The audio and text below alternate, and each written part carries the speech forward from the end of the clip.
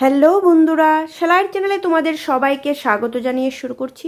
আজকে তোমাদের দেখাবো কুর্তি বানিয়ে।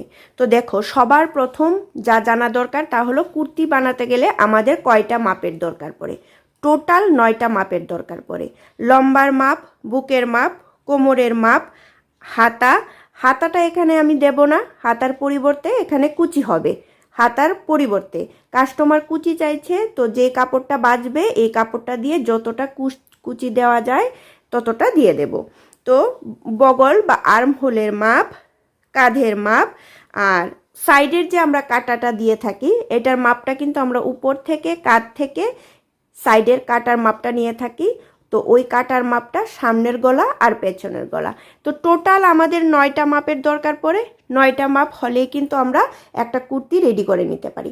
তো দেখো, কাস্টমার এখানে আমাকে 1 মিটার কাপড় দিল। তো 1 মিটার কাপড় দিয়ে কিন্তু আমরা কুর্তিটা বানাবো। কুর্তিটা কিন্তু বেশি বড় হবে না, 32 সাইজের হবে। 30-32 লুজিং সহ 32 হবে। তো দেখো, যেই কাপড়ের টুকরাটা বাঁচবে ওইটা দিয়ে কিন্তু আমরা হাতাতে কুচিটা দেব। যা কাপড় থাকবে তার উপর নির্ভর করবে কুচিটা কতটা দেওয়া যায়। তো দেখো, তারপর আমাদের জানতে হবে যে কিভাবে আমরা কাপড়টা ভাঁজ করতে হবে। তো দেখো, এই কাপড়টার বহরটা কিন্তু 44 ইঞ্চি। বহর বলতে আমরা এইটাকে বুঝি, কাপড়ের যে চৌড়াটা, এইটা হলো বহরটা।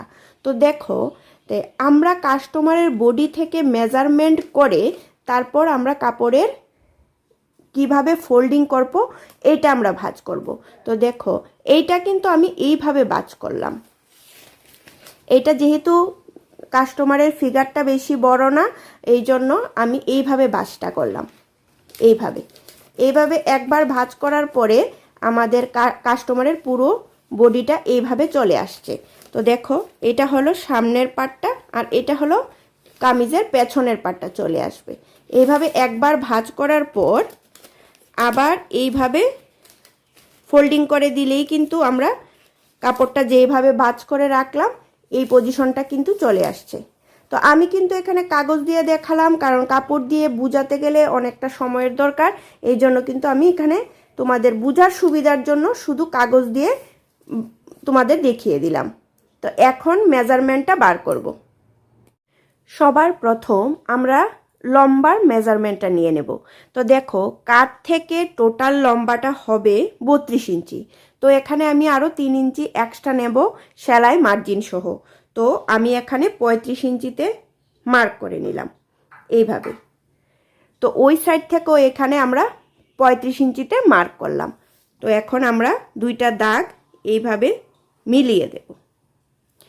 এটা হলো আমাদের টোটাল লম্বার মাপটা।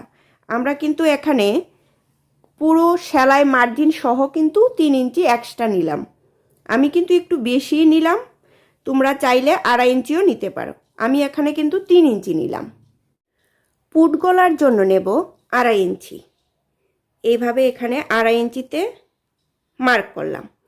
আর কাঁধের জন্য এখান থেকে এখানে আমরা 4 ইঞ্চিতে মার্ক করলাম। তো টোটাল আমাদের এখানে কাঁধটা চলে আসছে 6.5 ইঞ্চি।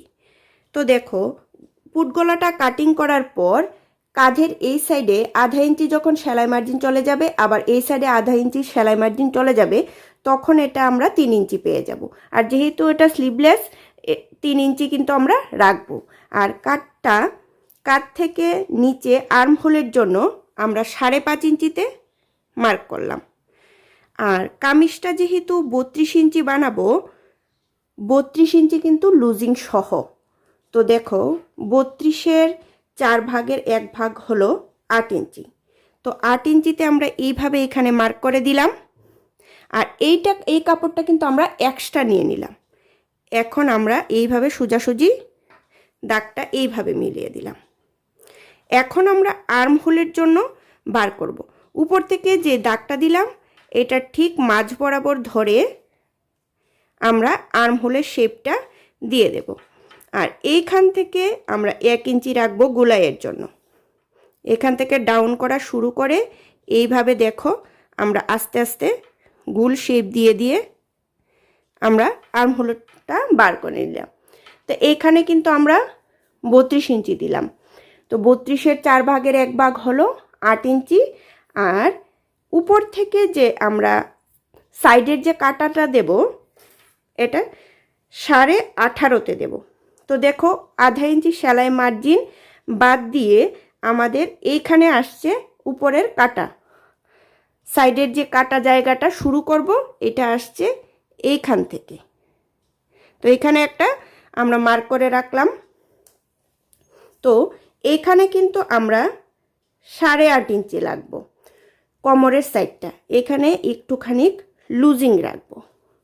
এখন আমরা বডির ফিটিংসের মাঝখানের মেজারমেন্টটা বার করব।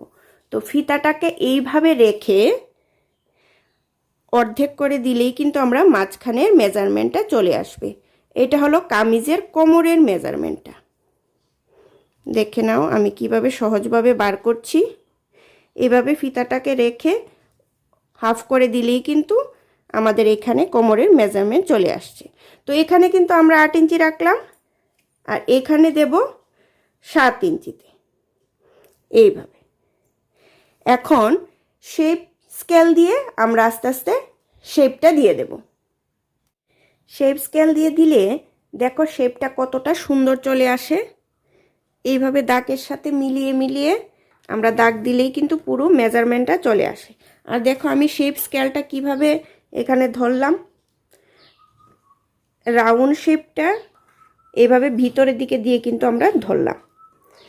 আর এইখানে সেলাই মার্জিনটা এখানে যা আসছে 2 ইঞ্চি রেখেছিলাম, এই সাইডেও কিন্তু আমরা 2 ইঞ্চি রাখবো। কুর্তি বা কামিজ বলো এটা কাটিং করা খুবই সহজ, এইভাবে শেপ দিয়ে দিয়ে দিলেই হলো। তো সামনের পার্টটা আর পেছনের পার্টটা আমরা দুইটা পার্ট কিন্তু একসাথেই কাটিং করে নিলাম। কিন্তু গলাটা যখন কাটিং করব তখন পেছনের কাটটা গলাটা সামনের গলাটা কিন্তু আমরা আলাদা আলাদা করে কাটিং করে নেব। এখন আমরা যা মেজারমেন্ট করলাম এই মেজারমেন্ট অনুসারে কিন্তু আমরা কাটিং করে নেব। দেখো কাটিংটা করে নিলাম যেভাবে মার্কটা করেছিলাম। এখন আমরা গলাটা কাটিং করে নেব কামিজের। পুট গলার জন্য 2.5 ইঞ্চি নিয়েছিলাম আর গলার ডিপটা হবে 5.5 ইঞ্চি, টোটাল ডিপটা হবে 6 ইঞ্চি। তো দেখো এখান থেকে 5.5 ইঞ্চি যেই জায়গাটাতে আসছে এখানে আমরা মার্ক করে নিলাম, এখানে আসছে 5.5 ইঞ্চি। আর এইখান থেকে এইভাবে আমরা 3 ইঞ্চিতে বক্সটা বানানোর জন্য দাগ দিলাম। এখন একটা দাগ আরেকটা দাগের সঙ্গে মিলিয়ে বক্সটা রেডি করে নিচ্ছি। তো গলাটা হবে পান শেপে, পান গলা বানাবো। গলাটা কিন্তু বেশি ডিপ দেব না, একদমই কম ডিপ থাকবে।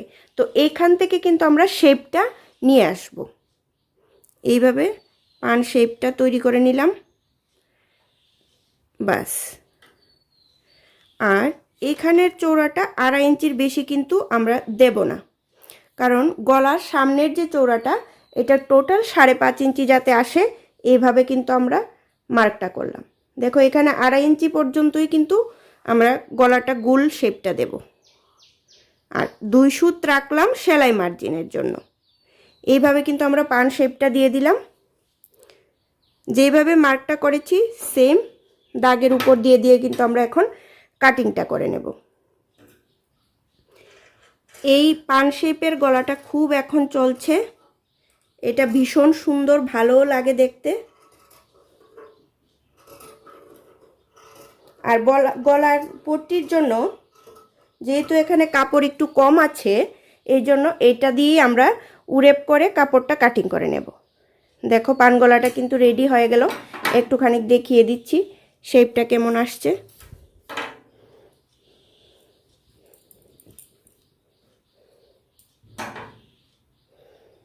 আর এই টুকরো কাপড়টা দিয়ে গলার কোনাকুনি করে উড়েপ করে কাপড় আমরা কেটে নেব, কারণ এখানে কামিজের জন্য কাপড়টা কিন্তু অনেকটাই কম। আমরা যেইভাবে কামিজের গলা রেডি করে থাকি ওইভাবে রেডি করতে গেলে যে কাপড়টা দরকার এখানে কিন্তু ততটা নেই। এই জন্য কিন্তু আমি এইভাবে উড়েপ করে কাপড়টা কাটিং করে গলার পট্টির জন্য রেডি করে নেব।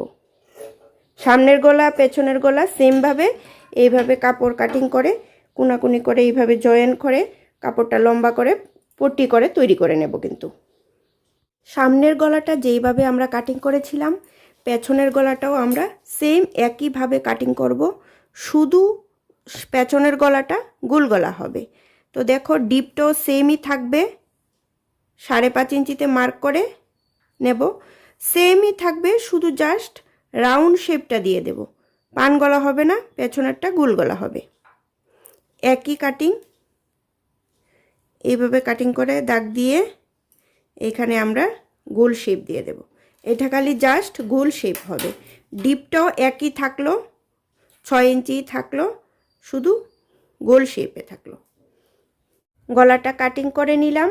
আর এই টুকরো কাপড়টা থেকে আমরা ডুরি বার করে নেব লটকনের জন্য, আর হাতার উপরের দিকে যে কুচিটা দেব এই কাপড়ের টুকরোটা থেকে বার করে নেব। দেখো সম্পূর্ণ কামিজটা কিন্তু আমাদের কাটিং করা কমপ্লিট হয়ে গেছে।